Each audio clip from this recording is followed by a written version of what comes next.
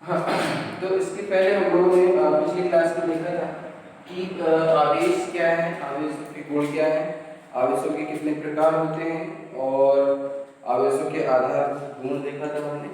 तो आज हम देखते हैं और क्या देखा था कि समान आवेश एक दूसरे पर बल लगाते हैं, है ना? और असमान आवेश मतलब आवेश दो प्रकार के होते हैं, प्लस और माइनस बल और ऋण। दो समान आवेश एक दूसरे पर प्रतिकर्षण का बल लगाते हैं और दो असमान आवेश एक दूसरे पर आकर्षण का बल लगाते हैं।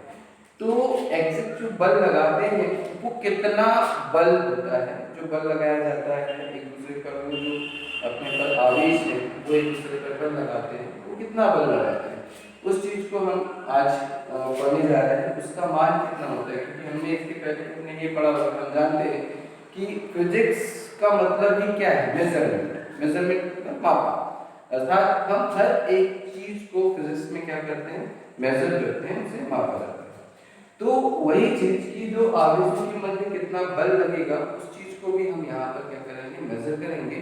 और वो किसकी सहायता से करेंगे, तो हमारे पास, तो आज हम जो पढ़ने वाले हैं भी, है ना, तो उसको मैं थोड़ा सा बता पहले देता हूँ। पहले हम आज जो फर्स्ट हम पढ़ेंगे, पहले पढ़ेंगे कूलॉम का नियम, जिन्होंने क्या किया, उन आवेशों पर मतलब उन आवेशों के मध्य लगने वाले बल को समझाया या उसका मान दिया, कूलॉम। ठीक है। दूसरा हम पढ़ेंगे परावैद्युतांक। परावैद्युतांक क्या होता है? तीसरा हम पढ़ने वाले हैं परावैद्युतांक, उसके बाद हम पढ़ेंगे कूलॉम के नियम का सदिश। कूलॉम के नियम का सदिश।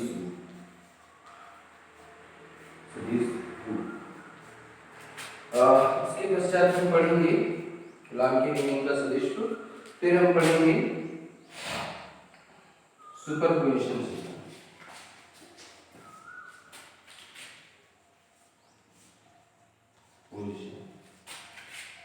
का और कुछ नियम और हैं जिसको हम पढ़ेंगे। तो आज के लेक्चर में आज के इस लेक्चर में हम पढ़ेंगे कूलॉम का नियम, परावैद्युतांक, कूलॉम के नियम का सदिश रूप और सुपरपोजिशन का नियम। ठीक है। देखते हैं कि कूलॉम का नियम क्या है। तो कूलॉम ने क्या बताया, तो कूलॉम ने क्या कहा था कि कोई भी दो आवेश, इस तरह से उन्होंने दो आवेश लिया था, एक आवेश की हम पढ़ क्या रहे हैं पहले, कूलॉम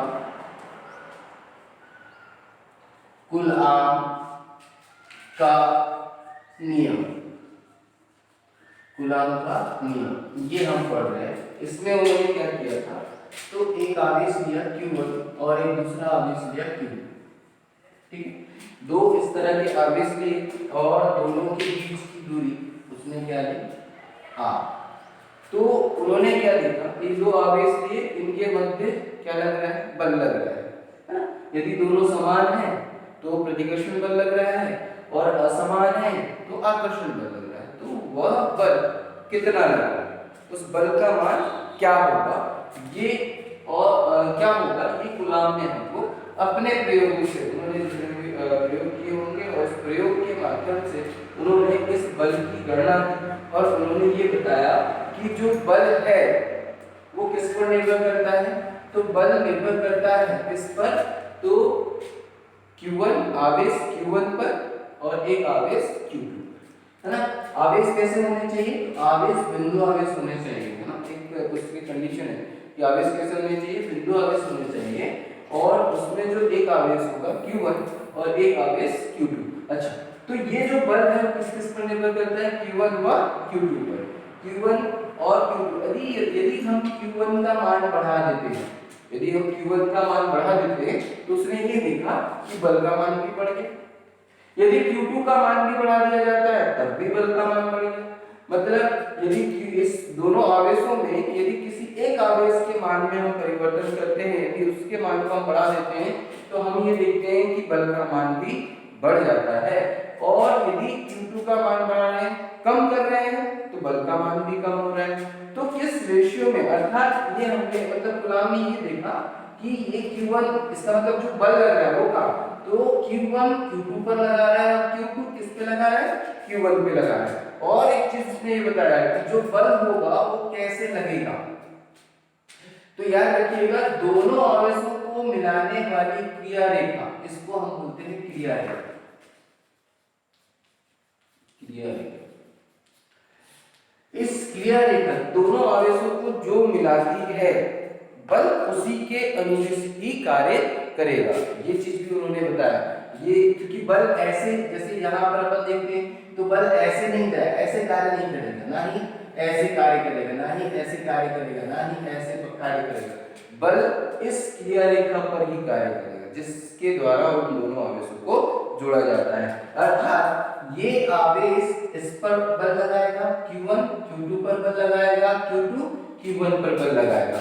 दोनों आवेश एक दूसरे पर बल लगाते हैं और वो बल कितना होता है, तो उसके लिए उन्होंने बताया कि वह बल दोनों आवेशों पर निर्भर करता है, लेकिन उन दोनों आवेशों के बीच क्या संबंध होगा या क्या रिलेशन होगा, उस चीज को हमको देखना है।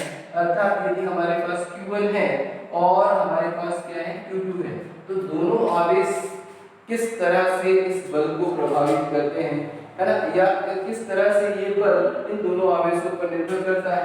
तो क्या, यदि मैंने यहाँ पर थोड़ा सा ऐसे ले लिया कि Q1, क्या यह बल जो है, यदि Q1 को हम क्या कर लेते हैं, 2 मान लेते हैं और Q2 को हमने 3 मान लिया, तो यहाँ पर 2 + 3 मतलब क्या है, बल का मान कितना हो जाएगा, 5 हो जाएगा।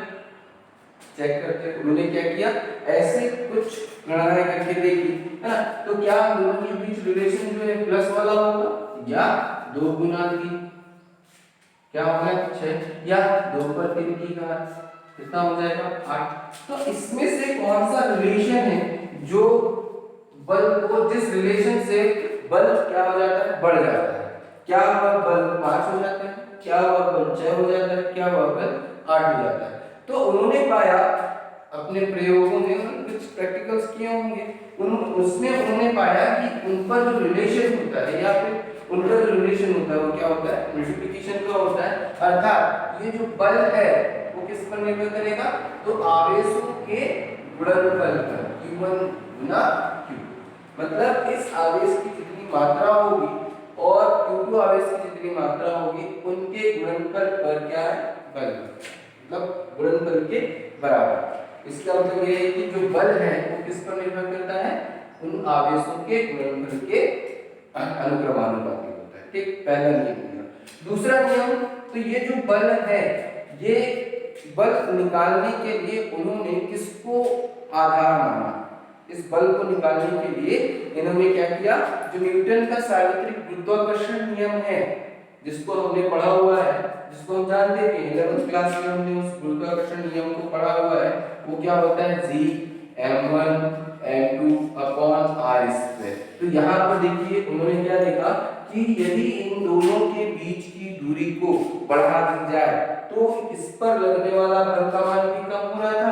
उन्होंने यहाँ पर भी देखा कि यहाँ पर भी यदि दोनों आवेशों के मध्य, यदि बल दोनों आवेशों के बीच की जो दूरी है उसको बढ़ा दी जाए तो इस पर लगने वाले बल का मान भी कम हो रहा है। उन्होंने ये देखा कि यदि इस r या इस दूरी को दोगुनी कर दी जाए तो वह 4 गुना कम हो जा रहा है। यदि इस r को 3 गुना कर दिया जाए, लंबाई को या उनके बीच की दूरी को 3 गुनी बढ़ा दी जाए तो वह 9 गुना कम हो जा रहा है। इस r को यदि 4 गुना बढ़ा दिया जाए तो वह 16 गुना कम हो जा रहा है। इस तरह से उन्होंने देखा कि ये जो बल है उन दोनों के बीच की दूरी के वर्ग के व्युत्क्रमानुपाती होता है। तो इस तरह से गुलाम ने अपना नियम दिया और इसी को थोड़ा सा शब्दों में भी तो लिख लेते हैं गुलाम के नियम को। और ये कहाँ से आया, उन्होंने अपने कुछ प्रैक्टिकल किए होंगे, है ना, और उस प्रैक्टिकल के द्वारा उन्होंने हमको ये रिलेशंस दिए। ओके, तो यहाँ पर इसको शब्दों में हम लिख लेते हैं कि गुलाम का जो नियम है, तो गुलाम का नियम किसी किन्हीं दो आवेशों के मध्य, दो आवेशों के मध्य लगने वाला, इन दो आवेशों के मध्य लगने वाला आकर्षण या प्रतिकर्षण का बल, आकर्षण या प्रतिकर्षण का बल उन आवेशों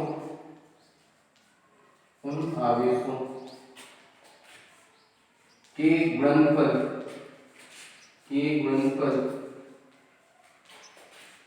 के अनुक्रमानुपाती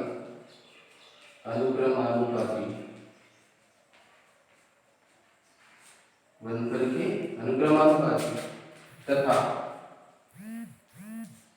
उनके बीच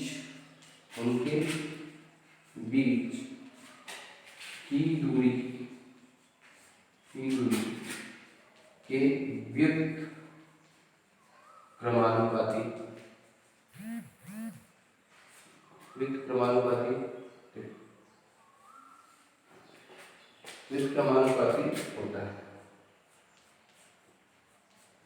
होता है। ठीक है, तो इस तरह से हमारे पास क्या है, कूलॉम का नियम है।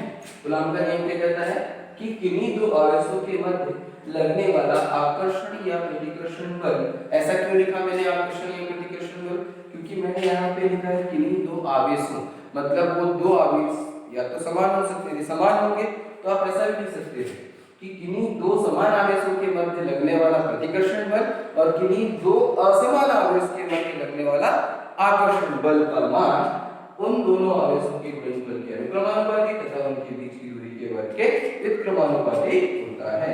इस तरह से उन्होंने कूलॉम ने अपना नियम दिया और इस नियम को हम क्या बोलेंगे, कूलॉम का नियम।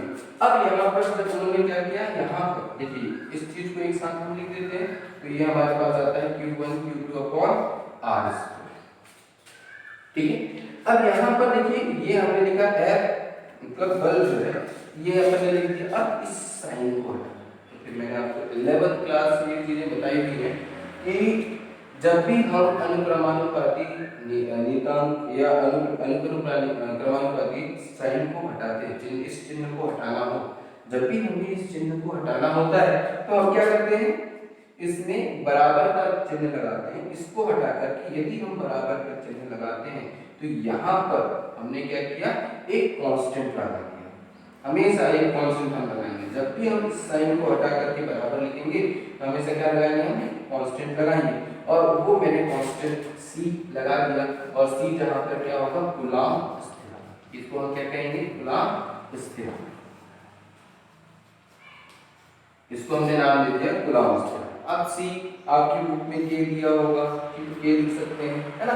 इसका मान क्या होता है तो वो भी हम देख लेते हैं कि इस कूलॉम स्थिरांक का मान, तो इस कूलॉम स्थिरांक का मान जो है अलग अलग माध्यम पर, मतलब यदि हम y निर्वात पे बात करते हैं तो उसका मान अलग होगा। ठीक है, तो पहले तो हम ये देख लेते हैं कि इस कूलॉम स्थिरांक का मात्रक क्या होगा, इसका मात्रक हम निकाल लेते हैं। तो यहाँ पे लिख रहा हूँ कूलॉम, ये क्या है, कूलॉम स्थिरांक, कूलॉम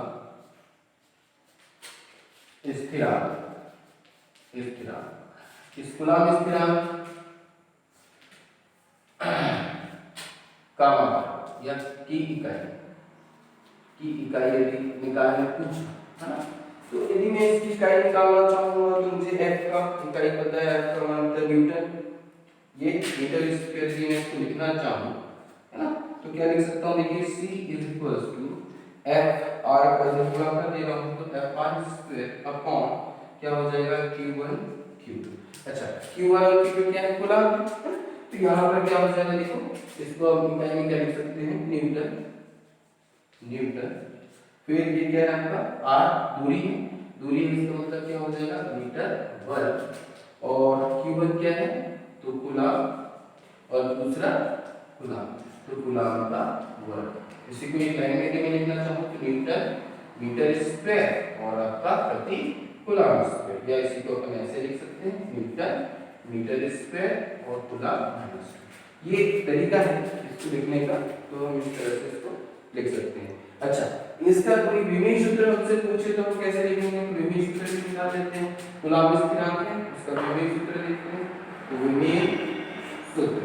विमेय सूत्र आप लोग जानते हैं, ठीक है। विमेय सूत्र निकालने के लिए हमको न्यूटन मींस बल का विमेय सूत्र क्या होता है? तो बल का विमेय सूत्र हम ज्ञान में बहुत बार निकाले हैं।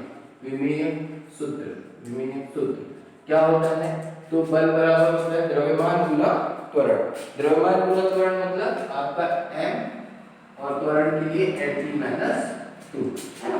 तो यहाँ पर देखिए हमने क्या लिखा, न्यूटन के लिए हो जाएगा m lt - 2 और मीटर स्क्वायर, तो मीटर स्क्वायर मतलब l स्क्वायर। अब सी कूलम्ब, तो बस थोड़ा सा डिफरेंस है कूलम्ब में हमको क्या करना है? तो कूलम्ब के लिए जो डायमेंशन फार्मूला होता है वो क्या होता है, थोड़ा सा समझ लीजिए। ये जो कूलम्ब है, हमने इसको जब हम धारा पढ़ेंगे तो इसको एक बार और बताऊंगा। जब हम धारा के बारे में पढ़ेंगे, धारा को पढ़ेंगे तो इसको हम एक बार और पढ़ेंगे। क्या होता है? आवेश प्रवाह की दर क्या कहलाती है? धारा कहलाती है। धारा के लिए विभेद सूत्र हमें पता है एम्पियर, है ना।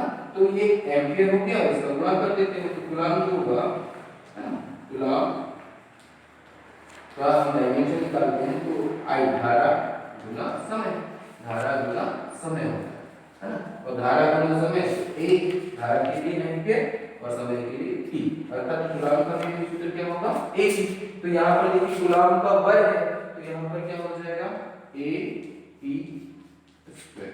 तो देखिए यहाँ पर यदि मैं इसका विभेद सूत्र निकालना चाहूंगा तो क्या हो जाएगा? m l t - 2 l2 upon a square t, ठीक है। इसको जब मैं ऊपर लेकर चल जाता हूँ तो क्या हो जाएगा? यहाँ पर m l, ये l है ना, l स्क्वायर, तो ये l क्यूब, है ना, और t ये जाएगा तो देखिए प्लस है, ये ऊपर जाकर के क्या हो जाएगा? -4 और a - 2, ये कूलम्ब स्थिरांक का हमारे पास डायमेंशन फार्मूला है, ठीक है। तो कई बार आपको क्वेश्चन में पूछ लेता है कि कूलम्ब स्थिरांक का डायमेंशन फार्मूला क्या होगा, ठीक। तो ये इस तरह से हमारे पास क्या है, ये हो गया, ठीक। अब हम बात करते हैं कि कूलम्ब स्थिरांक क्या होता है, उसका मान कितना होता है, उसको भी हम निकालने का प्रयास करते हैं। तो इसको आप क्या करेंगे? पॉज करके इसके विमेय सूत्र को और कूलम्ब स्थिरांक की इकाई को आप लोग लिख लेंगे, ठीक है। तो इसके आगे हम लोग देखते हैं कूलम्ब स्थिरांक का मान क्या होता है। ये आपका कूलम्ब का नियम हो गया और उसको हम कैसे लिखेंगे देखते हैं क्या आगे।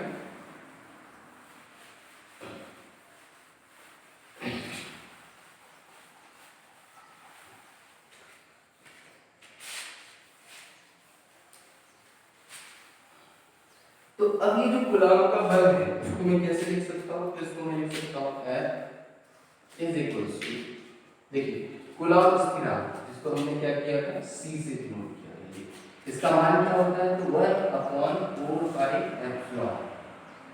अब इसको मैं एप्सिलॉन लिखता हूँ, चलो ठीक है, मैंने एप्सिलॉन बस लिखा।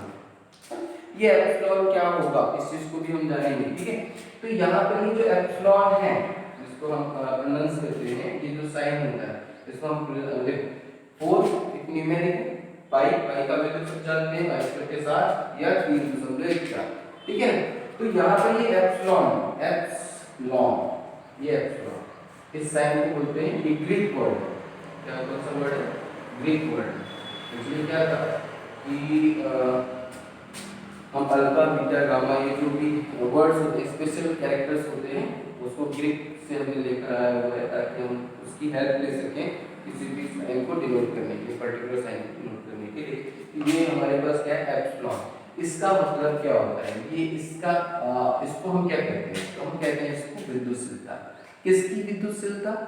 ये क्या है? तो ये पदार्थ की विद्युतशीलता। अब यहाँ पर मैंने क्या कहा? ये एप्सिलॉन क्या है?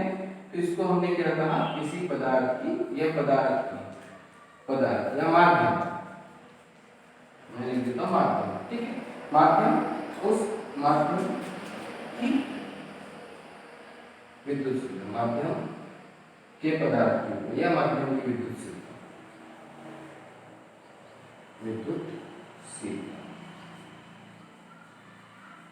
ठीक है, ये माध्यम की विद्युतशीलता। अब ये माध्यम की विद्युतशीलता है ना, इसको ये क्या है, ये माध्यम में तो ये हमने ये देखा कि जब हमने Q1 दोनों आवेश को, ये जो है दोनों आवेश हमने रखा, कहाँ पर रखा, तो अभी हमने हवा में, अलग अलग माध्यम में भी रख सकते हैं। तो अलग अलग माध्यम पे रखने पर इन दो आवेशों को यदि हम अलग अलग माध्यम में रखते हैं तो बल पर क्या इफेक्ट आता है ना। बल को मैं ऐसे लिख देता हूँ 1/4 pi epsilon not Q1 Q2 upon r square. यहाँ पर एप्सिलॉन नॉट की जगह मैंने अभी, चलो फिर अभी मैंने एप्सिलॉन नॉट रखा, तो ये एप्सिलॉन नॉट क्या बताता है, तो वायु या निर्वात, वायु या निर्वात पर बल, ठीक है। तो वायु या निर्वात पर जो बल लगेगा वो इतना होगा। ये एप्सिलॉन नॉट क्या बताता है, ये ध्यान दीजिएगा, ये एप्सिलॉन नॉट, तो ये एप्सिलॉन नॉट क्या है, ये वायु या निर्वात की विद्युतशीलता है ना, वायु या निर्वात की विद्युतशीलता, ठीक है। इसका मान कितना होता है, तो इसका मान भी थोड़ा सा आपको ध्यान में रखना होगा, 8/4 into 10⁻⁻12, यदि आप इसको निकालना चाहेंगे तो एक मीटर स्क्वायर ना, और ये इस तरह से आप इसको निकाल सकते हैं। इसकी वैल्यू ये फाइंड आउट की गई, ये कोई प्रयोग से प्रैक्टिकल से मिली है। अब ये क्या होती है, पहले दिमाग में ये चीजें आती है, ये दिमाग में ये क्या है एग्जैक्टली, तो ऑब्वियसली इसका मतलब ये एग्जैक्टली है क्या, इस चीज को थोड़ा सा समझ लीजिए। और एक चीज और, इसका जो मान होता है वो भी मैं आपको बता देता हूँ थोड़ा सा। इसका जो मान होता है वो होता है 9 × 10⁹ ये जो कांस्टेंट है, कूलम्ब कांस्टेंट, इसका जो वैल्यू होता है, उसका जो मान होता है हम निकाल सकते हैं इस वैल्यू को, तो इसका मान होता है आपका 9 × 10⁹ और ये जो अपने पास इसका जो मात्रक है वो अपन ने जस्ट अभी निकाला हुआ था, इसका मात्रक ये c हो जाएगा, तो मीटर स्क्वायर कूलम्ब स्क्वायर प्रति कूलम्ब, ठीक। तो ये हमारे पास क्या है, कूलम्ब स्थिरांक का मान है, ठीक। अच्छा, फिर अब हम बात करते हैं माध्यम की विद्युतशीलता क्या होती है, इस चीज को थोड़ा सा समझिए। यदि ये दोनों आवेश एक एयर में रखे हुए हैं या निर्वात में, हवा में, हवा का मतलब क्या, कुछ नहीं है ना, निर्वात का मतलब कुछ नहीं, और यदि हवा में रखे हुए, हमने बोला हाँ क्या हवा है, हमने बोला हवा है, तो यहाँ पर जब हवा में हम रखते हैं तो हवा जो एक माध्यम है, इसके पीछे इन दोनों के बीच का माध्यम है, तो उसकी जो विद्युतशीलता होगी है ना, वो कितनी, अपने हवा या निर्वात के लिए हमने कितनी रखी है, इतनी रखी, ठीक। अच्छा, एप्सिलॉन नॉट, तो माध्यम की क्या होगी, तो अलग अलग माध्यम, यदि मान लो किसी को इन दोनों आवेश को हम कहाँ रखते हैं, पानी में रख देते हैं, यदि मैं इन दोनों आवेश को उठा करके पानी में रख देता हूँ, तो यह जो बल इसके मध्य लगने वाला बल है, मान लीजिए पहले बल कितना लग रहा था, तो पहले मान लीजिए 100 लग रहा था, 100 न्यूटन का बल लग रहा था, दोनों के बीच कितने न्यूटन का बल लग रहा था, 100 न्यूटन का। यदि मैं इसको किसी माध्यम मतलब पानी में रख दिया, तो इसने क्या किया, उसको 20 गुना कम कर दिया, 20 गुना कम कर दिया मतलब 20 1/20 गुना क्या कर दिया, कम कर दिया, मतलब कि सब बच्चे 100 कितने न्यूटन का लगेगा, 5। इसका मतलब ये है कि यदि यहाँ पर हम इन दोनों के बीच का माध्यम चेंज कर दें, इस दोनों के बीच के पदार्थ को बदल दें, इसके बीच का माध्यम को बदल दें, तो वो क्या कर देगा, इस बल को कम कर देगा। क्यों? क्योंकि ये इस माध्यम की विद्युतशीलता, इन दोनों के बीच जो माध्यम रखा है उस माध्यम की विद्युतशीलता पर भी ये क्या करता है, बल, ठीक है। तो माध्यम की जो विद्युतशीलता है, इस चीज को थोड़ा सा और मैं एक्सप्लेन कर देता हूँ कि ये कैसे हम इसको निकालते हैं। तो देखिए यहाँ पर ये, तो इसको हम बोल देते हैं यहाँ पर एप्सिलॉन निरपेक्ष विद्युतशीलता, किसकी माध्यम, ये अपने पास किसी भी माध्यम की निरपेक्ष विद्युतशीलता, ठीक है। तो यहाँ पर इसको हम क्या, माध्यम की सापेक्षिक विद्युतशीलता, माध्यम की सापेक्षिक विद्युतशीलता,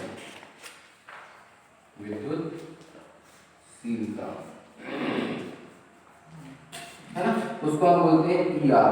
ये क्या होता है, ये क्या होता है, तो हम बोलेंगे EN, मतलब ये एप्सिलॉन, ये एप्सिलॉन बोलेंगे, epsilon R, epsilon M upon epsilon not.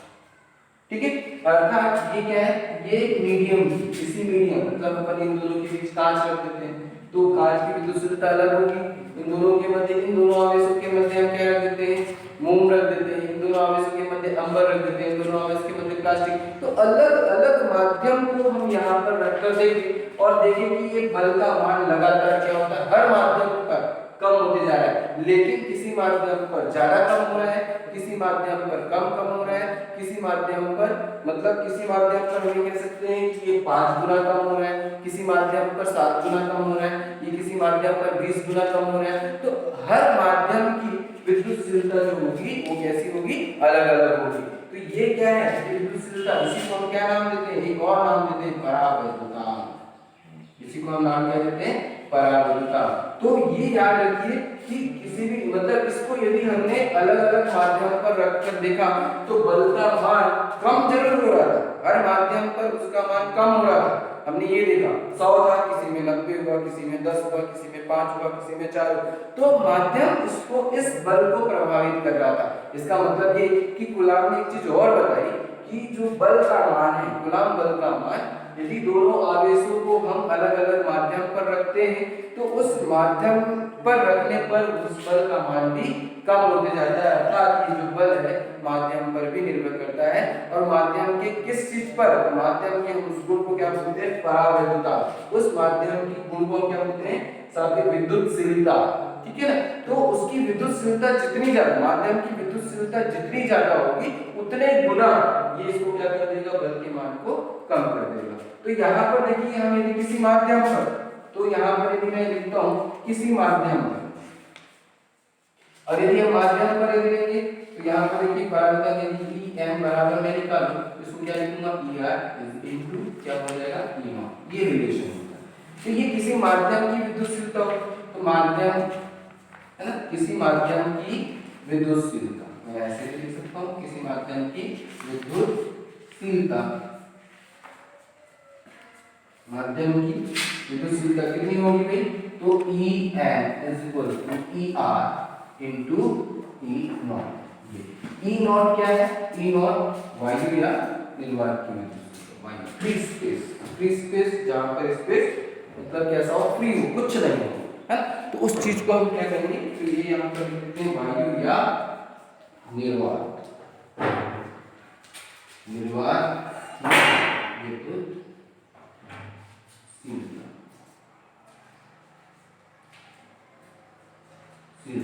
है। तो यहाँ पर हमारे पास क्या मिला, EM। तो अब किसी माध्यम पर वही चीज मैं लिख रहा हूँ, किसी माध्यम पर बल कितना हो जाएगा, तो इस बल को अब मैं क्या लिखूंगा, तो देखो यहाँ पर ये जो था मैंने इसको F0 लिख दिया, क्यों, क्योंकि ये वायु निर्वात पर कूलाम बल, जो दो आवेश के लिए हमने कहा रखा है, वायु या निर्वात में रखा है, उस पे लगने वाला बल कितना है, इतना है। ठीक है, और यदि मान लो उस माध्यम के बीच मतलब उन आवेशों के मध्य, सॉरी उस माध्यम के, उन आवेशों के मध्य यदि कोई माध्यम हम रख देते हैं, है ना, उन दो आवेशों के मध्य यदि कोई माध्यम हम रख देते हैं, तब जो कूलाम बल होगा उसको मैं ऐसे लिख देता हूँ, Fn is equal to 1/4 pi epsilon naught. अब जब माध्यम होगा तब देखिए यहाँ पर क्या हो जाएगा, En मतलब एप्सिलॉन n बराबर, ये दोनों चीजें आ जाएंगी, तो यहाँ पर मैं क्या लिखूंगा, एप्सिलॉन नॉट और एप्सिलॉन r इज इक्वल, ये क्या हो जाएगा, Q1 Q2 upon r square. ये हमारा किसी माध्यम पर यदि माध्यम की उपस्थिति पर लगने वाला बल। तो जनरली हम जो कूलाम का बल है हम इसी प्रकार लिखेंगे, कैसे लिखेंगे, F is equal to 1/4 pi epsilon naught epsilon r Q1 Q2 upon r square.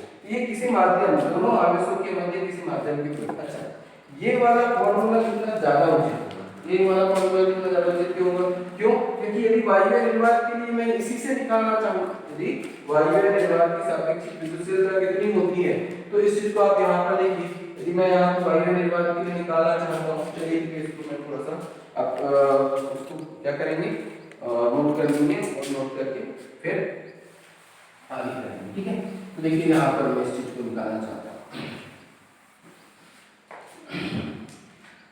देखिए यहाँ पर E R is equal to M upon epsilon not.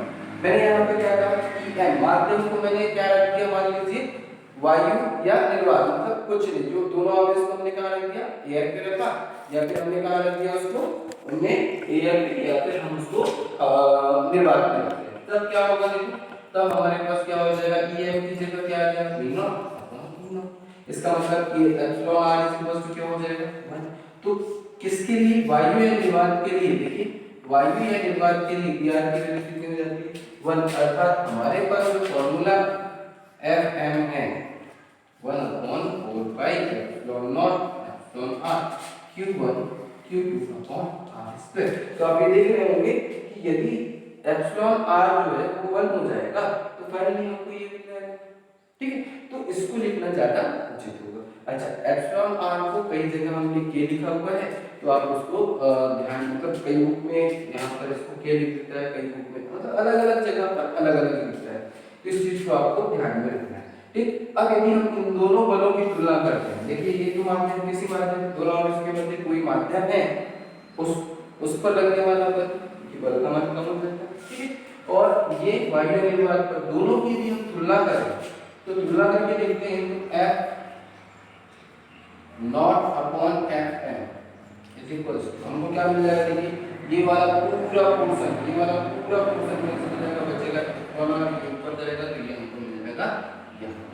तो किसी भी, देखो यहाँ पे इसको लिख भी सकते हैं, किसी माध्यम की, या हम कहेंगे वायु, इसको आप लिख लीजिएगा, जैसे मैं बोल रहा हूँ उसको वैसे ही लिखना है, वायु या निर्वात पे लगने वाला बल एवं किसी माध्यम पर, मतलब वायु या निर्वात में किन्हीं दो आवेशों के मध्य लगने वाला बल एवं माध्यम, किसी माध्यम की उपस्थिति पर उन्हीं आवेशों के मध्य लगने वाले बल का जो अनुपात है वो किसके बराबर होता है, फिर से वायु या निर्वात पर किन्हीं दो आवेशों के मध्य लगने वाला बल वायु या, इसको देख ही देता हूँ, आप लोग नहीं लिख पाओगे, लिख देता हूँ, है ना, तो ज्यादा बेहतर है।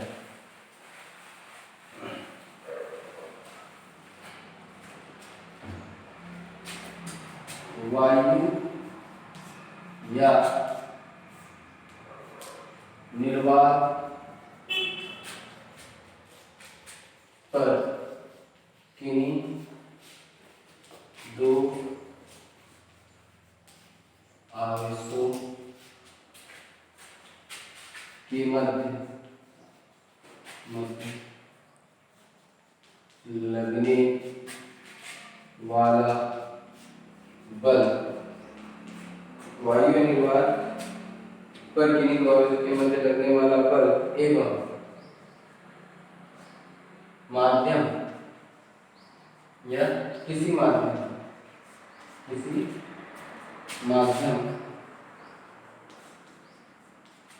की उपस्थिति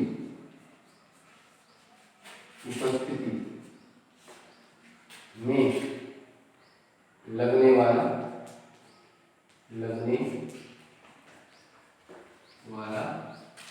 बल, माध्यम की उपस्थिति में लगने वाला बल का अनुपात किसके बराबर होता है, माध्यम की आपेक्षिक विद्युतशीलता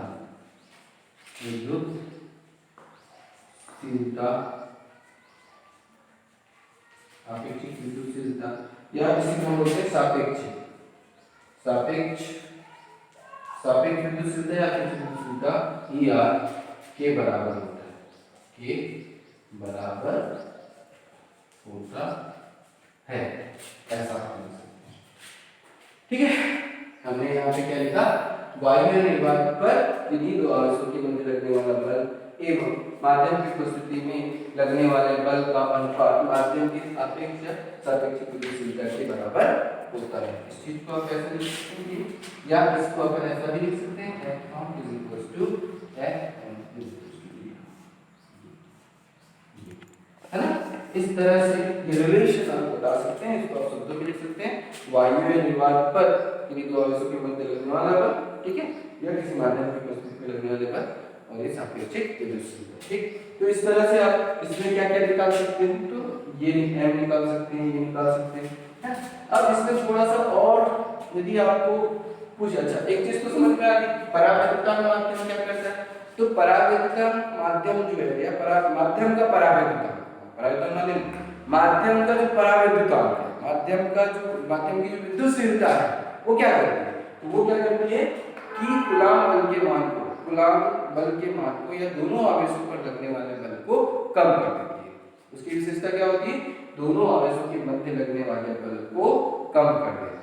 तो परावैद्युता क्या है, ये चीज समझ में आ गई, क्या है कि किन्हीं दो आवेशों के मध्य जो माध्यम होता है उसकी जो विद्युतशीलता होती है वो बल को जितने गुना कम कर देती है, वो उसका क्या कहलाता है, परावैद्युता। जितने गुना बल को कम कर देती है, किस बल को कम कर रही है, उन दो आवेशों पर लगने वाले बल को वह माध्यम जितने गुना कम कर देता है उस माध्यम का क्या कहलाता है, परावैद्युता, है ना। परावैद्युता किसे कहेंगे, तो माध्यम का परावैद्युता वह मान है जितने गुना वह दोनों आवेशों के मध्य लगने वाले बल को कम कर देता है, ठीक है। एक चीज समझ में आ गई होगी, हमने ये देखा। अच्छा यहाँ पर ये एप्सिलॉन का लिखा हुआ है, नीचे पर लिखा हुआ है, ये एप्सिलॉन नीचे पर लिखा हुआ है, इसका मतलब इतने गुना वो क्या कर रहा है, बल के मान को कम कर दे रहा है। तो हर माध्यम का क्या होता है, परावैद्युता अलग अलग होता है, हर माध्यम का परावैद्युता अलग होता है। कुछ मैं थोड़ा बता देता हूं, एक माध्यम के लिए अपन देख लेते हैं क्या क्या मान होते हैं, पहले इसको नोट कर लीजिएगा। साथ ही साथ अभी एक चीज और देखना है कि आपको पूछ लिया, मान लीजिए कि एप्सिलॉन नॉट का की इकाई क्या होगी या एप्सिलॉन नॉट का विभव सूत्र क्या होगा, तो उस चीज को अपन निकाल लेते हैं, उसको चेक कर लेते हैं।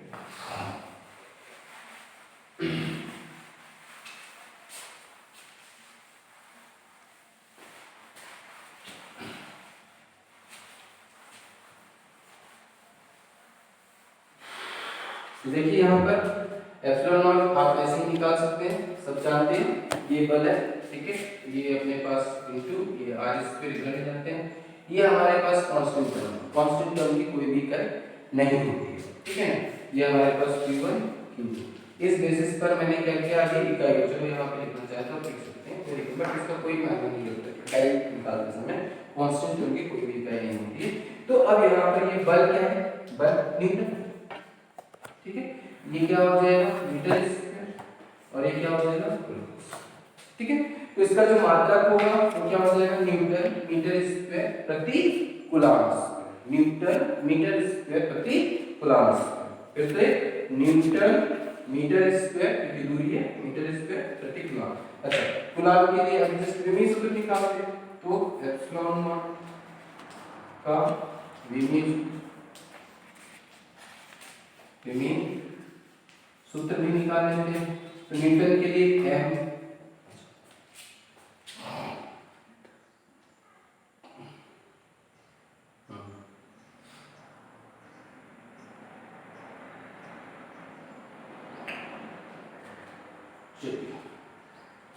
एप्सिलॉन नॉट,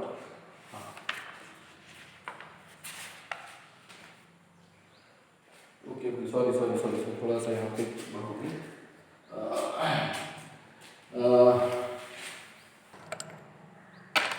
तो यहाँ पर देखिए क्या हो जाएगा, ये एप्सिलॉन नॉट है, ये हो जाएगा आपका देखो एफ नॉट, इसको अपन ने यहाँ लेकर आया, इसको उठा करके यहाँ लेकर आया और इसको इधर ले लो, ये एफ आर स्क्वायर के लिए कूलम्ब स्क्वायर प्रति मीटर, और ये क्या हो जाएगा, मीटर स्क्वायर, है ना। तो इस तरह से अपन इसको लिख सकते हैं, स्ट्रेट लाइन लिखना चाहे तो ऐसे भी लिख सकते हैं, कैसे लिखेंगे, C square newton minus meter minus 2। अच्छा एक बात और, अब इसका विभव सूत्र, ये तो मात्रक हो गया, विभव सूत्र निकालते हैं। विभव सूत्र किसके लिए भाई, एप्सिलॉन क्या हो जाएगा, कूलम्ब के लिए हम क्या लिखते हैं, a t स्क्वायर अपॉन बटे में अपन ले लेते हैं, प्रति के लिए हम बटे में यूज करते हैं, तो अपने पास न्यूटन के लिए क्या हो जाएगा, m l T माइनस 2 बल, है ना, द्रव्यमान गुना त्वरण। और मीटर स्क्वायर के लिए एल स्क्वायर हो जाएगा। फिर से यहाँ पर लिखिए, ये क्या होगा, a square T square upon ये हो गया m l l और ये है l क्यूब हो गया और t माइनस 2। अब यहाँ पर लिखते हैं, ये मैंने आपको बता दिया है ना, ये क्या है एम्पियर, इसके पहले मैंने जस्ट आपको आपका बताया होगा, वो चीज ध्यान रखिएगा। ये m जैसे ही ऊपर जाएगा तो क्या हो जाएगा m माइनस 1, l ऊपर जाएगा तो l माइनस 3, ये t देखिए ये यहाँ पर ऊपर जाएगा, ये माइनस है, ये ऊपर जाएगा तो प्लस हो जाएगा, तो t टू दी पावर 4 और ये हमारे पास क्या हो जाएगा a स्क्वायर। तो इस तरह से ये हमारे पास किसके लिए विमीय सूत्र हो गया, एप्सिलॉन के लिए।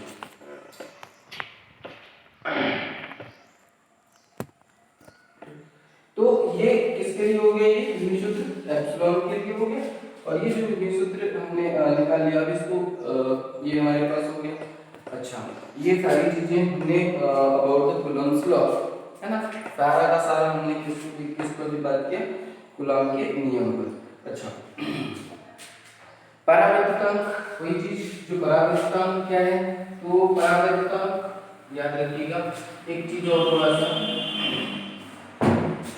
परावर्तकांक हमेशा याद रखिएगा क्या करता है, न्यूटन बल, कूलम्ब बल, मतलब परावर्तकांक जो होता है कूलम्ब बल के मान को थोड़ा कम कर देता है, ठीक है।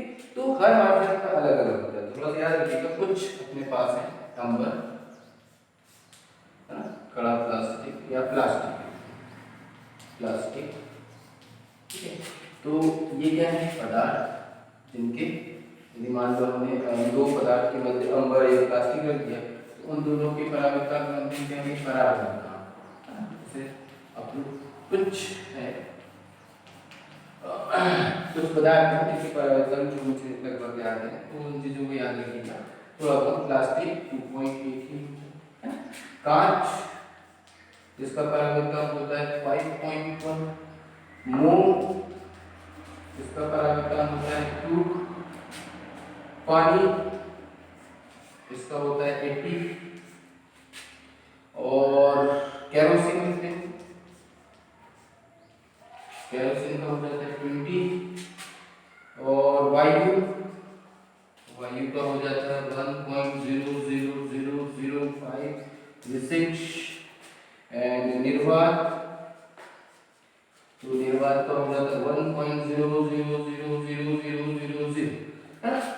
तो ये हमारे पास क्या है, परावर्तकांक, ये पदार्थ है, मतलब हम यदि दोनों आवेश के मध्य, इन दोनों आवेशों के मध्य पदार्थ में हमने अंबर या प्लास्टिक रख दिया, तो वो कितने गुना कम हो जाएगा, तो 2.8 गुना कम हो जाएगा। उस बल का मान, बल को कितना कम कर देगा, तो 2.8 गुना कम कर देगा। वैसे कांच रख देते हैं तो 5.2, मोम रख देते हैं तो 2, है ना, और पानी रख देते हैं तो 80 गुना कम कर देता है, और केरोसिन 20, वायु, है ना, तो वायु में एक बार कर दो। अच्छा, एक बात और पूछता है कॉम्पिटिटिव एग्जाम में, आपको कई बार पूछ लेता है, ये पूछता है कि धातु का परावर्तकांक कितना होता है, धातु का परावर्तकांक, तो ये नोट करके आपको लिख लीजिए।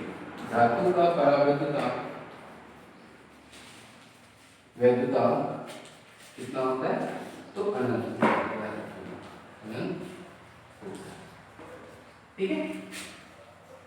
इसको आप नोट करके रख लीजिएगा, क्योंकि कॉम्पिटिटिव एग्जाम में भी कई बार पूछ लेता है और एक नंबर का क्वेश्चन आपको पूछा जा सकता है।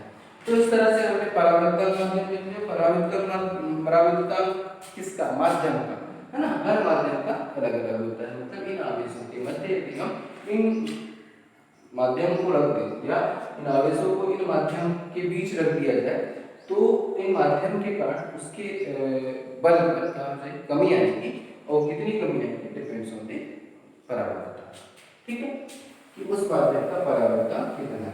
तो परावर्तकांक क्या करता है, कूलम्ब बल के मान को कम कर देता है, ठीक है। तो आज उसके बाद हम देखते हैं कूलम्ब बल का सदिश रूप, ठीक है। कूलम्ब बल का सदिश रूप मतलब हम यहाँ पर इसको हमने लिया Q है। अच्छा, पहली बात तो ये कि बल बल किस तरह की राशि है? सदिश राशि है, ठीक है।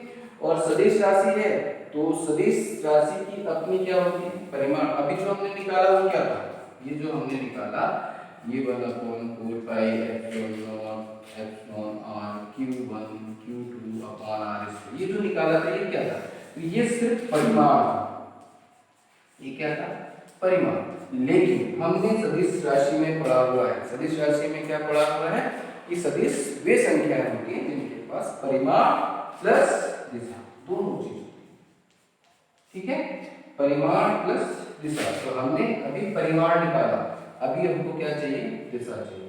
इसका मतलब हम क्या पढ़ने वाले हैं? कूलॉम का नियम, कूलॉम के नियम का सदिश, सदिश रूप, है ना? तो कूलॉम के नियम का सदिश रूप, तो अब हमको क्या चाहिए? दिशा, ठीक है। तो ये परिमाण हमको मिल गया, दिशा चाहिए, तो बस यहाँ पर देखते हैं। देखिए Q1 Q2 पर बल लगा रहा है, Q2 Q1 पर बल लगा रहा है, तो Q1 यदि मान लो दोनों आवेश, अच्छा फिर से एक बार और इसको बनाने से पहले मैं एक चीज और बता दूं कि आवेश को कैसे परिभाषित करना है, वो चीज हम देख लेते हैं।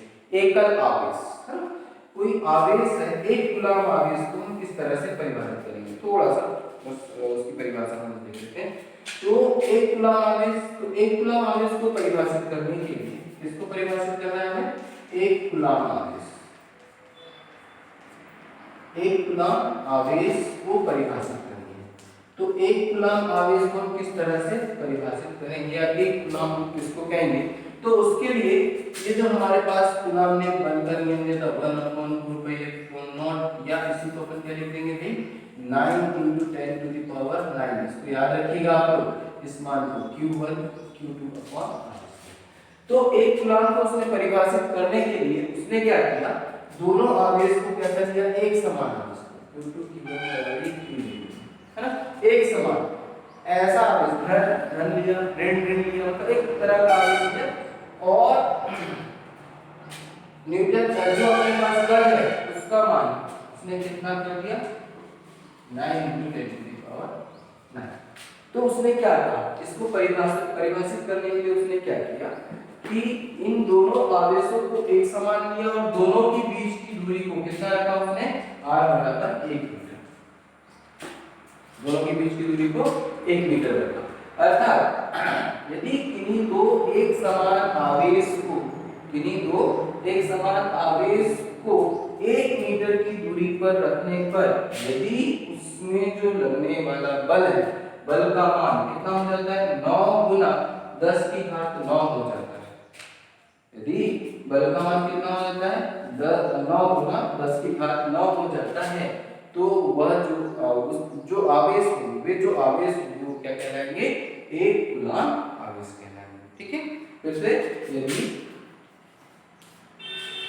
एक समान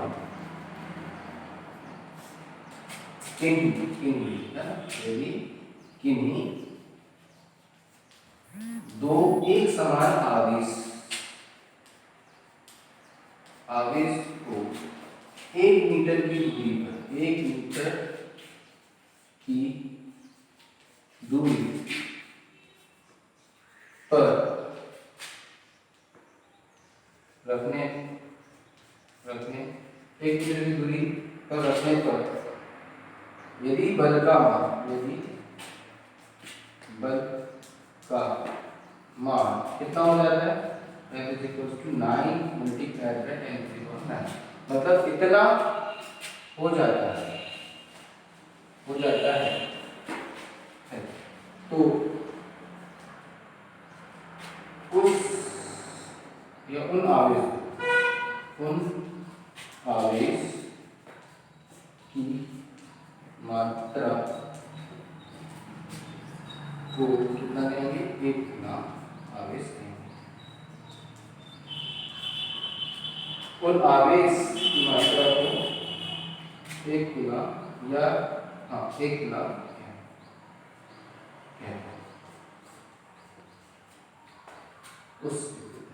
उस आवेश की मात्रा को एक कूलॉम आवेश कहते हैं, ठीक है। इस तरह से आप उसको डिफाइन कर सकते हैं, एक कूलॉम आवेश को, ठीक है। अब आते हैं सदिश रूप में। कंटिन्यू करते हैं सदिश रूप, ठीक है। इसको वीडियो पॉज कर लीजिए, आपको लिख लीजिएगा।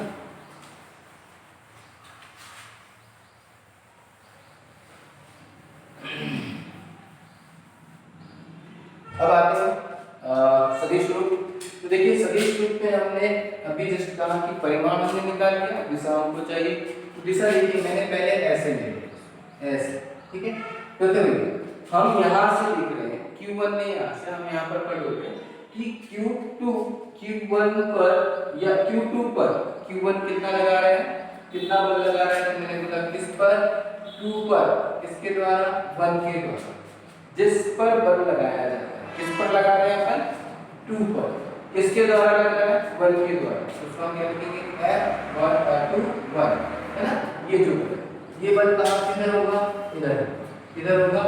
ये Q1 किस पर लगा रहा है, Q2 पर, किस पर लगा रहा है, Q2 पर। लिखने का तरीका ध्यान रखिएगा, Q1 Q2 पर जिस पर लगाया जा रहा है और जिसके द्वारा लगाया जा रहा है। तो जिस पर लगा रहे हैं उसको हम 2 पहले लिखेंगे, और जिसके द्वारा वो बल लग रहा है, जिसके कारण वो बल लग रहा है, उसको हम बाद में लिखेंगे। ये सदिश के लिखने का तरीका है, ठीक है। और भी बहुत सारे तरीके हैं, बट हम इसको इस तरह से लिखेंगे कि जिस पर, पहले हम देखेंगे कि जिस पर, जो हमारे पास एम है, हमारा उद्देश्य है, किस पर हम लगा रहे हैं, 2 पर लगा रहे हैं, किसके द्वारा लग रहे हैं, 1 के द्वारा। उसको थोड़ा सा ऐसे ही एक बार प्रैक्टिस करके देख लीजिए आप लोग। इस तरह से मैं यहाँ पर लिखता हूँ Q1 Q2, यहाँ पर Q3, है ना। मैंने यहाँ पर ऐसे लिखा और यहाँ पर ऐसे लिखा। तो यहाँ पर आप क्या लिखेंगे, तो यहाँ पर जो बल लगेगा वो क्या लगेगा, 2 1। यहाँ पर देखिए Q3 किस पर लगा रहा है, Q1 पर। तो याद रखिएगा जिस पर लगा रहे हैं वो पहले और जिसके कारण लग रहा है वो बाद में। तो यहाँ पर हम इसको कैसे लिखेंगे, 1 3, ठीक है। थोड़ा समझ में आया, ठीक है। तो इस तरह से हम यहाँ पे बल को मतलब उसके नाम को लिखेंगे सदिश रूप में, इस तरह से हम लिखेंगे। तो यहाँ पर ये जो F21 है, यहाँ पर जो लगने वाला बल वो क्या हो जाएगा, F21। तो यहाँ इसको समझेंगे कैसे, 2 पर किसके बल, किस पर लग रहा है, 2 पर, किसके द्वारा, 1। वैसे ही यहाँ पर जब हम लिखेंगे तो 2 1 पर लगा रहा है, कितना लगा रहा होगा। और एक बार मैंने भी जस्ट इसके पहले भी कहा, जब कूलॉम का नियम बता रहा था तब भी मैंने आपसे एक चीज कहा था कि जो बल लगता है उन दोनों आवेशों को मिलाने वाली रेखा के अनुदिश ही कार्य करता है। बल का मान कैसे कार्य करता है, या बल कैसे लगता है, हमेशा उन दोनों आवेशों को मिलाने वाली रेखा के अनुदिश। हमेशा याद रखिएगा, बल ना तो ऐसे लगेगा, ना तो ऐसे लगेगा, ना तो ऐसे लगेगा। बल हमेशा उन दोनों आवेशों को मिलाने वाली रेखा के अनुदिश ही कार्य करता है। अर्थात यहाँ पर जब बल लगेगा तो देखिए यहाँ पर बल Q2 किस पर लगा रहा है, 1 पर। तो 1 पर बल लग रहा है, किसके कारण, 2 के कारण। तो उसको मैं क्या लिखूंगा, 1, ठीक है। इसी तरह से यदि मैं इस दिशा में लेता हूँ, यदि मैं इस दिशा में लेता हूँ तो इसको R को कैसे लिखूंगा, R को R2। अब बात करते हैं हम एकांक सदिश की बात करते हैं, ठीक है। तो एकांक सदिश की जब मैं बात करता हूँ तो एकांक सदिश हमने पढ़ा हुआ है। देखिए सदिश को हम कैसे लिखते हैं, तो सदिश को हम लिखते हैं सदिश, है ना। इसको हम क्या लिखते हैं, जैसे मान लो हमने मैंने आपसे कहा था कि क्या लिखा था, एकांक सदिश और उसका परिमाण, मतलब 2 चीज होती है। इसको मैं बहुत अच्छे से समझा चुका हूं आपको 11वीं क्लास में, है ना। तो एकांक सदिश क्या होता है, एकांक सदिश होता है सदिश A अपॉन सदिश का परिमाण। ये मैंने आपको बताया हुआ है, ठीक है, बहुत अच्छे से समझाया हुआ है। तो अब थोड़ा सा इसको देख लीजिएगा। यहाँ पर मैं यहाँ पर देखो ये R2, ये इसको हम एकांक सदिश लिखते हैं, एकांक सदिश, ठीक है। इन दोनों के बीच की दूरी हमारे पास हमको पता है, इसका जो परिमाण है, इसका जो परिमाण है वो हमको मालूम है कितना है, 8। परिमाण 8 को जोड़ लीजिए, ठीक है, 8 जोड़िए। तो यहाँ पर देखिए यदि मैं F21 लिखता हूँ, इसको 21 मतलब 1 आवेश Q1 Q2 पर कितना बल लगा रहा है, तो इसको सदिश रूप कैसे लिखूंगा, देखिए 1/4 पाई एप्सिलॉन नॉट, ठीक है। इन दोनों के बीच वायु या निर्वात की मान लेते थे, मैं लिख देता हूँ वायु या निर्वात की बात कर रहे हैं हम, इसमें रखें। तो यहाँ पर अपने लिखा Q1 Q2 upon R square. अब हम यहाँ पर क्या लिख देते हैं, एकांक सदिश, मैंने लिख दिया R2, मैंने ऐसे लिख दिया एकांक सदिश, एकांक सदिश, ठीक है। इसी तरह से मैं इसको लिखूंगा 1 2 2, तो तो कैसे लिखूंगा 1 upon 4 pi epsilon not q1 q2 upon r square r, ये भी इस दिशा में लिखूंगा। इस दिशा में फिर कभी बार कहां पहुंचना है हमको 1 पर पहुंचना है। कहां से 2 से, कहां से 2 से 1 पर। तो हम कैसे लिखते हैं पहले जो हमारा उद्देश्य जहां हमको पहुंचना है, जिस दिशा की हम बात कर रहे हैं, किस दिशा की बात कर रहे हैं, इस दिशा में बात कर रहा हूं। कहां पर 1, कहां से 2 से। तो देखिए 1 कहां से, देखो कहां पर जाना है 2 1 पर जाना है, ये 1, ठीक है। कहां से जाना है 2 से जाना है, ये 2 से, ठीक है। इस तरह से f1 2 1, ठीक। तो ये हमारे पास दो चीजें होंगी। अब इसको यदि अपन इस रूप में लिखें जैसे मैं भी लिखा था आपका r कैप, तो इसको अपन सब क्या लिख सकते हैं 1 या 2 1, तो सदिश 2 1 या अपन सदिश रूप लिख सकते हैं इसके साथ 2 1 अपॉन r 2 1 का परिमाण। और r 2 1 का परिमाण जो होगा r 2 1 या r 1 2, ये दोनों का परिमाण कितना होगा r हो जाएगा। क्यों r होगा, क्योंकि भाई इन दोनों के बीच की जो दूरी होगी वो 5 है तो 5 ही रहेगी, 4 है तो 4 ही रहेगी, है ना। तो उसका जो परिमाण है हमने r मान के चला तो r ही रहेगा, ठीक है। ये सदिश r21 और ये बात अलग, इसको मैं इस ऐसे रूप में लिखूं, ठीक है। कैसे, इस एकांक सदिश को चेंज कर दूं, ये ऐसे भी आ जाएगा 2 1 क्या हो जाएगा 1 upon 4 pi epsilon not q1 q2 upon r square, ये हो जाएगा सदिश r2 1 अपॉन r, ये r से r का गुणा r क्यूब। तो ये इस तरह से इसको अपन लिख सकते हैं। इसी तरह से इसको भी लिखा जा सकता है f r1 2, है ना। इसको लिख सकते हैं 1 upon 4 pi epsilon not q1 q2 upon r cube, ये हो जाएगा r1 2, ठीक है। बस हमने कहां से हो रहा है ये, तो यहां से, इस चीज को आपको दिमाग में रखना है, ठीक। अब इसका एक और रूप हम थोड़ा सा देख लेते हैं, ठीक है। देख लेते हैं, चलिए यहां पर एक और रूप थोड़ा सा, इसको नोट कर लीजिएगा वीडियो पॉज करके। एक और रूप कैसे, वो इस तरह से हो सकता है। हमारे पास ये हमको निर्देशांक ज्यामिति दिया हुआ है x, तो ये अपने पास y रहता है, मूल बिंदु के सापेक्ष हम ये ले लेते हैं q1 का स्थिति सदिश हम ले लेंगे r1, ठीक है ना। और ये जो आवेश है ये किसी स्पेस में रखा हुआ है, किसी जगह पर समतल पे रखे हुए हैं, और ये इसको हमने q2 पर रखा, ये देखिए हम, तो ये इसका सदिश हम मानते हैं r, ये स्थिति सदिश कहलाता है। ये r1 और r2 क्या है, ये स्थिति सदिश। और मान लीजिए इसको हम इन दोनों के बीच की दूरी को r, ठीक है, इन दोनों के बीच की दूरी को r, ठीक।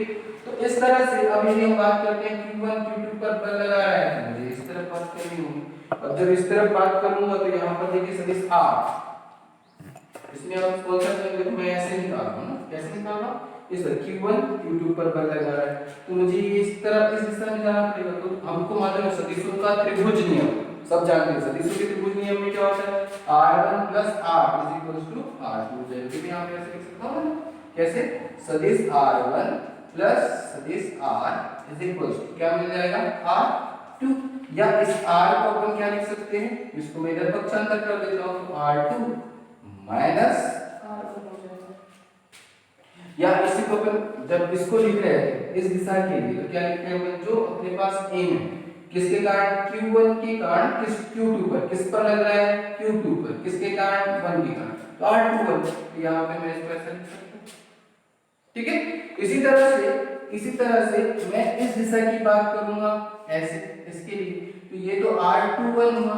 यहाँ पर यदि ऐसे इस दिशा में बात करूं, इस दिशा में लूं, तो किसके कारण, q2 के कारण, किस पर 1 पर, किस पर 1 पर, किसके कारण 2 के कारण, तो इस तरह से r12, तो ऐसे यदि मैं ऐसे लूं r12, तो ये कैसे हो जाएगा, तो ये ऐसे और ये इस दिशा में, इन दोनों का योग हो जाएगा, इन दोनों का योग हो जाएगा, तो अपने पास क्या मिलेगा r1 - इस तरह से। यदि इसका परिमाण निकालने की कोशिश करेंगे तो परिमाण कैसे होगा, r1 - r2, ये सदिश है अपने पास, इसका परिमाण इस तरह से अपन निकाल सकते हैं। तो सदिशों को जो निरूपण है वो अलग अलग तरीके से, अब बल का मान कैसे होगा, इसको भी अपन देख सकते हैं। देखिए 1 F 1 2 यदि मैं लेता हूं तो 1 2 यदि क्या 2 1 ले रहा हूं तो 2 1 में क्या हो जाएगा, देखिए 1 upon 4 pi epsilon not Q1 Q2 upon, यदि मैं यहाँ पर ये वाला 1 2 वाला लेता हूं यहाँ क्या हो जाएगा R2 सदिश R2 माइनस सदिश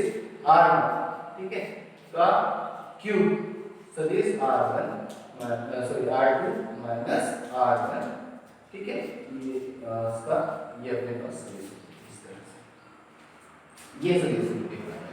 तो खैर इसको आपको ज्यादा लेंथ में लिखना है, इसके पहले जो मैंने सदिश रूप बताया वो भी लिखेंगे तो भी सही है। तो ये तो क्या है डिपेंड करता है कि कहाँ पर कौन कौन सी चीजें हमें पूछा है।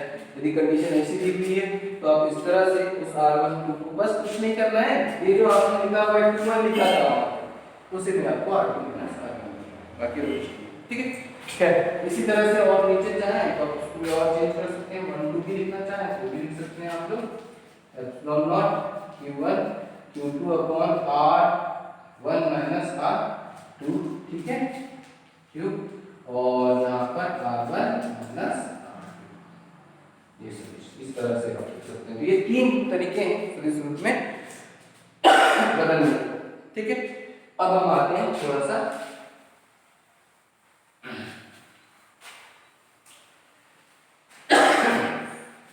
सुपर अध्यारोपण का सिद्धांत, आवेशों के अध्यारोपण सुपरपोजिशन का सिद्धांत, उनका आवेशों के सुपरपोजिशन या अध्यारोपण का सिद्धांत आ जाते हैं। आवेशों